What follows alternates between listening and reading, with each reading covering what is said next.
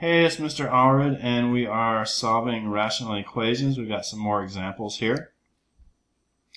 This one is the fraction 3x minus 2 over x minus 2, and that's equal to the fraction 6 over x squared minus 4, and then separately plus 1 all by itself at the end of the equation. So our process has been to identify all the factors in the denominators. So the first fraction has the x minus 2, and then the second fraction, or the one on the right, has an x squared minus 4, which can be factored into x plus 2 times x minus 2. So the x minus 2 is already a factor that we have, but now we also have a factor of x plus 2. So our goal is to, and I'll rewrite this just to kind of make it a little bit neater.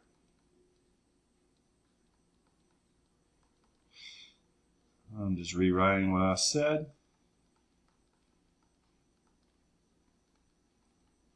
Our goal is going to be to come through and multiply by all the factors in the denominator, which turn out to be x minus 2 times x plus 2.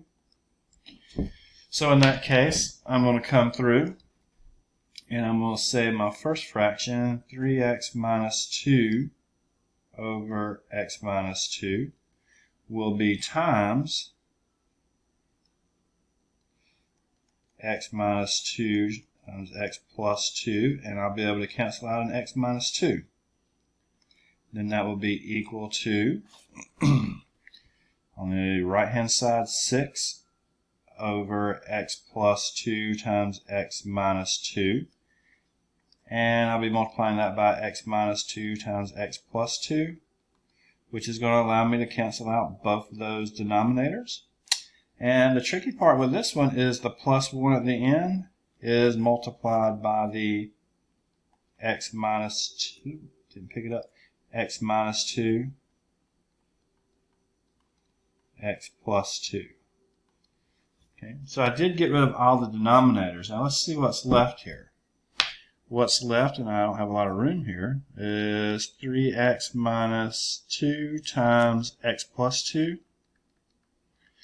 And then that'll be equal to 6 plus x minus 2 times x plus 2. We got rid of all the denominators. So I'm going to multiply this out. On the left, I will have 3x squared plus 4x minus 4. Let me double check that. Minus 4, minus 2, plus 6, yes. On the right, I'll have 6 plus x squared minus 4. So let's pull everything to one side and create a quadratic equation. So if I pull everything to the left, I'll have 2x squared plus 4x. And then it looks like minus 6, and that'll be equal to 0. I can pull a 2 out.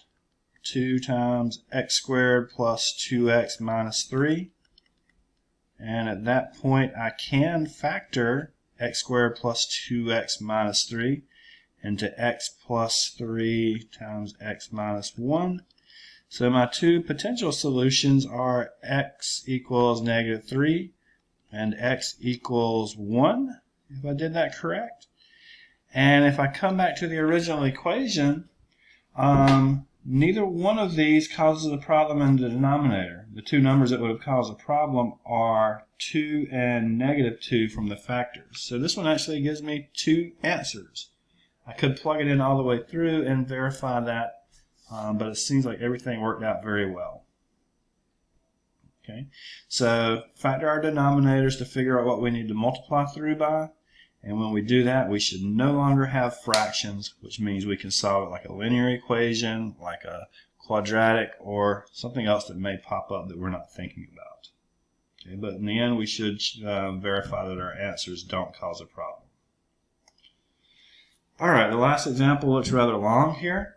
It is the equation of the fraction x squared plus 2x minus 3 over 2x squared plus 5x minus 3.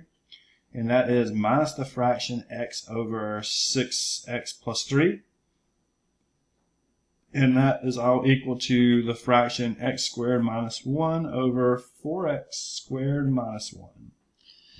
So a few things here we might want to look at. Let's see here. A lot of things will factor. Let's just see if I can figure anything out here. The second two, or the last two fractions are a little bit easier to factor denominator. So the 6x plus 3, I can pull a 3 out, and it'll be 3 times 2x plus 1. The last fraction, the 4x squared minus 1, that factors into 2x minus 1, 2x plus 1. So I already start to see something in common there. Let me see. The 2x squared plus 5x minus 3. That should factor into 2x, I believe it's minus 1, and 2, excuse me, not 2x. So 2x minus 1 times x plus 3. Let me see if that works in my head. It seems to. So if I go through here, let me look at my terms. I've got 2x minus 1. I've got x plus 3. I've got 3. And I've got 2x plus 1. I feel like something else is going to happen. Let me look at this numerator up here, x squared plus 2x minus 3. If I try and factor that, it looks like it'll be x plus 3 times x minus 1. So in that scenario, it looks like I can cancel out an x plus 3. So I don't even need that factor. But let me rewrite this whole thing, take a good hard look at it, and let me rewrite it before we go any further. So right now, after reducing and factoring, I have x minus 1 over 2x minus 1 from the first fraction. The next fraction is minus x over 3 times 2x plus 1.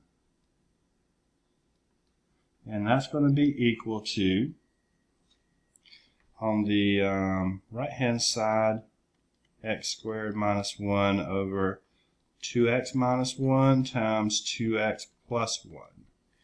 And in that case, I can go back and highlight. I do have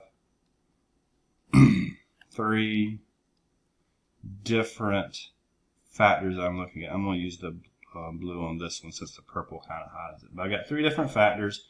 So I'm going to multiply the whole thing by 3 times 2x plus 1 times 2x minus 1.